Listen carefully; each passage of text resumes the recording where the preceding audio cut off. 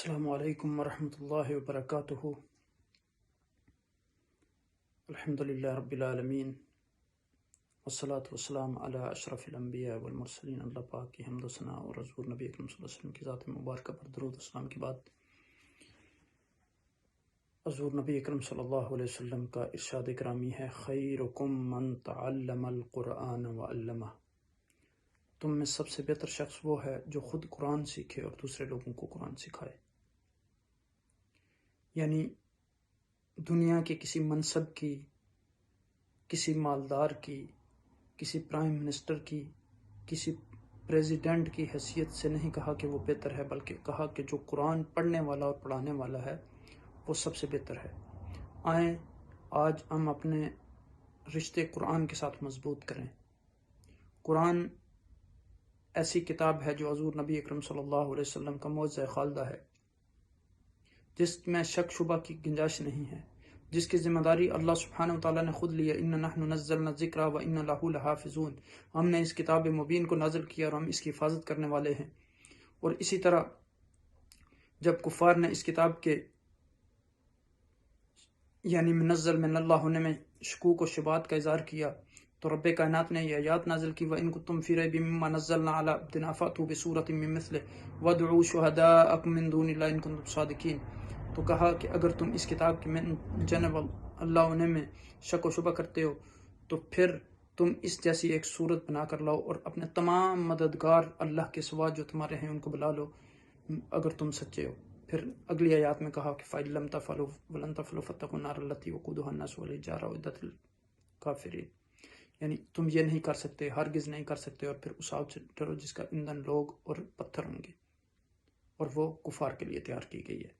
خیر، آپ دیکھیں کہ آج ضرورت اس امر کی ہے کہ ہم قرآن کے ساتھ اپنا رشتہ مضبوط کریں اور قرآن کے ایک ایک لفظ کو پڑھنے میں آپ دیکھیں کہ حضور نے فرمایا کہ ما قول الف لام میم حرف والالف حرف واللام حرف والمیم حرف، اور ہر حرف کے پڑھنے میں ایک نیکی ملتی ہے، اور اگر آپ 3 جو یہ حرف ہیں پڑھیں گے تو آپ کو 30، اور ہر حرف کے بدلے میں 10 نیکیاں ملتی ہیں پھر، اور یعنی 30 نیکیاں آپ کو مل گئی۔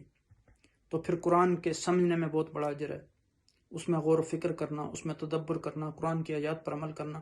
تو آپ سے میری گزارش یہ ہے کہ قرآن کو سمجھنے کے لیے اپنے گھروں میں شروع سے قرآن کو شروع کریں سورہ فاتحہ سے۔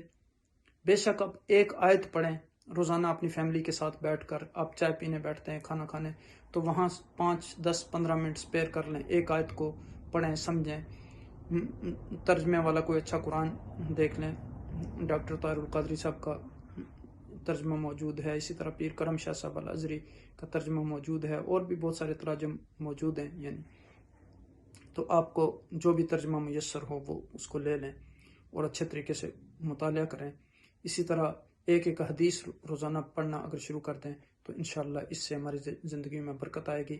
اللہ سبحانہ وتعالیٰ سے دعا ہے کہ وہ ہمیں قرآن حکیم کو پڑھنے، سمجھنے اور اس پر عمل کرنے کی توفیق عطا فرمائے۔ آپ دیکھیں کہ قرآن قبر میں بھی آپ کا مونس ہوگا، اس دن کوئی سارے رشتے کام نہیں آئیں گے، مال و دولت کام نہیں آئے گا، جس کی خاطر ہم زندگیاں گنوا رہے ہیں وہ تو موت کے وقت ہی آپ کو چھوڑ دیں گے۔ کہتے ہیں کہ جلدی جلدی آپ اسے دفناؤ، مال دولت بیوی بچے قبر سے واپس آ جائیں گے۔ قبر میں نہ مال و دولت جائے گا، نہ کوئی اور چیز جائے گی، یہ قرآن قبر میں بھی مونس ہوگا۔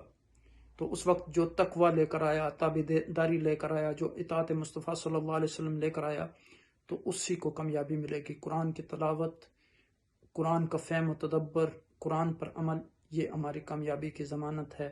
اللہ سے دعا ہے کہ ہمیں قرآن کریم کو صحیح طریقے سے پڑھنے، سمجھنے اور اس کا پیغام دوسرے لوگوں تک پہنچانے کا ذریعہ بنائے۔